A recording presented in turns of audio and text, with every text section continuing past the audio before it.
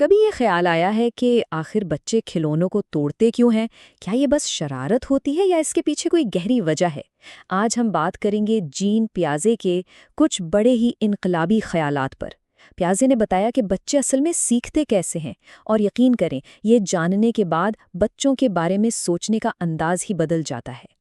ذرا سوچیں، ایک بچے کو ایک نیا پین ملتا ہے اور کچھ ہی دیر میں وہ اس کے پرزے الگ الگ کر دیتا ہے۔ یہ کوئی توڑ پھوڑ نہیں ہے، یہ دراصل ایک کھوج ہے، ایک تجربہ ہے۔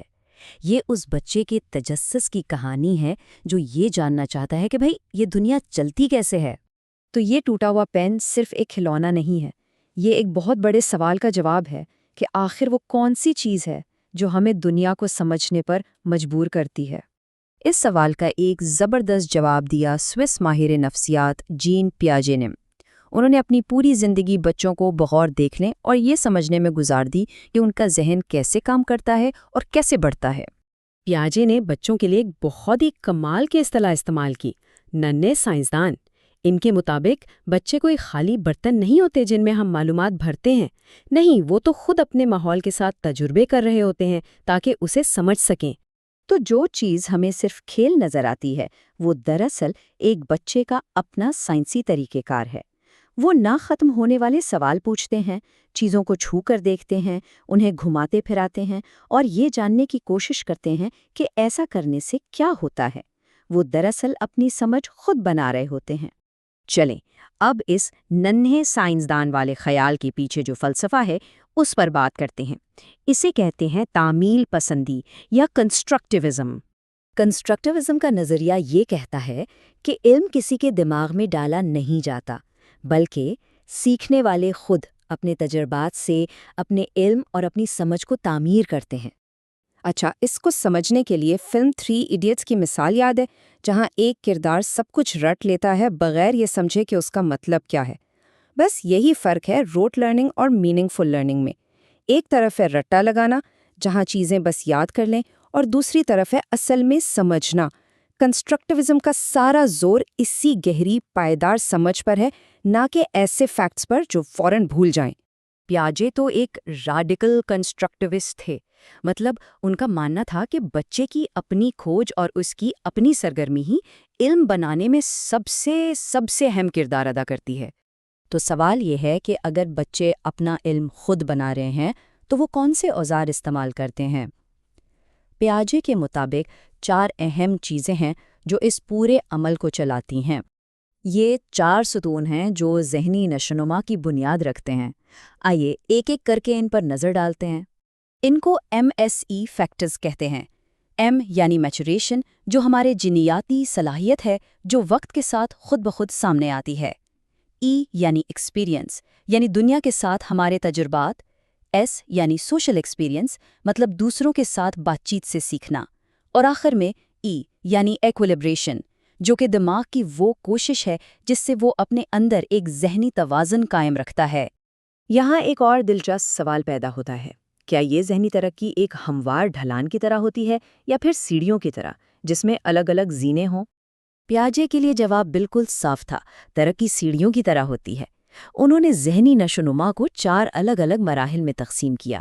ہر مرحلہ سوچنے کا ایک بالکل نیا انداز ہے۔ نئی قابلیتیں دھیرے دھیرے نہیں بلکہ ایک دم سے سامنے آتی ہیں۔ چلیں اب ان 4 عوامل میں سے سب سے اہم والے پر بات کرتے ہیں، ایکولیبریشن یعنی توازن۔ یہ وہ انجن ہے جو سیکھنے کے پورے عمل کو چلاتا ہے۔ ایکولیبریشن وہ پروسیس ہے جس کے ذریعے ہمارا دماغ پرانے علم اور نئی معلومات کے بیچ میں ایک بیلنس قائم کرتا ہے۔ یہ دماغ کا اپنا طریقہ ہے کنفیوژن کو دور کرنے کا اور دنیا کے بارے میں ایک ٹھوس سمجھ بنانے کا۔ اچھا، تو دماغ یہ بیلنس 2 طریقوں سے حاصل کرتا ہے۔ پہلا ہے اڈیپٹیشن، یعنی نئی معلومات کے حساب سے خود کو ڈھالنا، اور دوسرا ہے آرگنائزیشن، یعنی دماغ کے اندر معلومات کو صحیح طریقے سے ترتیب دینا۔ آرگنائزیشن کو سمجھنے کے لیے کسی دکاندار کے کیش دراز کے بارے میں سوچیں۔ سارے نوٹ اور سکے اپنی اپنی جگہ پر رکھے ہوتے ہیں تاکہ ضرورت پڑنے پر آسانی سے مل جائیں۔ ہمارا دماغ بھی بالکل اسی طرح معلومات کو منظم کرتا ہے تاکہ اسے ٹھیک سے استعمال کر سکے۔ اب یہ جو ایڈیپٹیشن ہے نا، اس کے بھی 2 حصے ہیں، اسیمیلیشن اور اکوموڈیشن۔ اس کو ایک مثال سے سمجھتے ہیں، بڑا آسان ہو جائے گا۔ فرض کریں ایک بچے نے سیکھا ہے کہ 4 ٹانگوں والا جانور کتا ہوتا ہے۔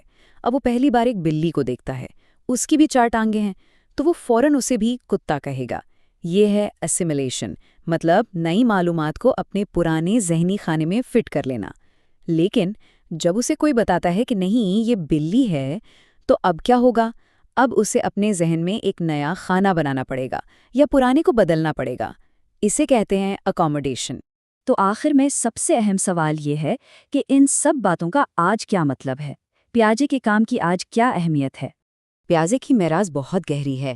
انہوں نے بچوں کے بارے میں ہمارا نظریہ ہی بدل دیا۔ انہوں نے بتایا کہ بچے خالی برتن نہیں بلکہ فعال سیکھنے والے ہیں۔ ان کے نظریات آج بھی جدید تعلیمی نظام کی بنیاد ہیں، جیسے ہندوستان کا NCF 2005۔ انہوں نے استاد کے کردار کو بھی بدل دیا، ایک لیکچرر سے ایک سہولت کار تک جو بچوں کو خود کھوجنے میں مدد کرتا ہے۔ آخر میں پیاجے کا اپنا ایک قول جو ان کے پورے فلسفے کا نچوڑ ہے۔ تعلیم کا بنیادی مقصد ایسے مرد اور خواتین پیدا کرنا ہے جو نئی چیزیں کر سکیں، نہ کہ صرف وہ دہرائیں جو پچھلی نسلیں کر چکی ہیں۔ تو اس تجزیے کو ہم ایک سوچنے پر مجبور کرنے والے سوال کے ساتھ ختم کرتے ہیں۔ اگر بچوں کی غلطیوں کو اصل میں ان کے تجربات کے طور پر دیکھا جائے تو اس سے ان کے ساتھ ہمارے رویے میں کیا تبدیلی آ سکتی ہے؟ یہ وہ سوال ہے جو پیاجے کا نظریہ ہمیں سوچنے کے لیے چھوڑ جاتا ہے۔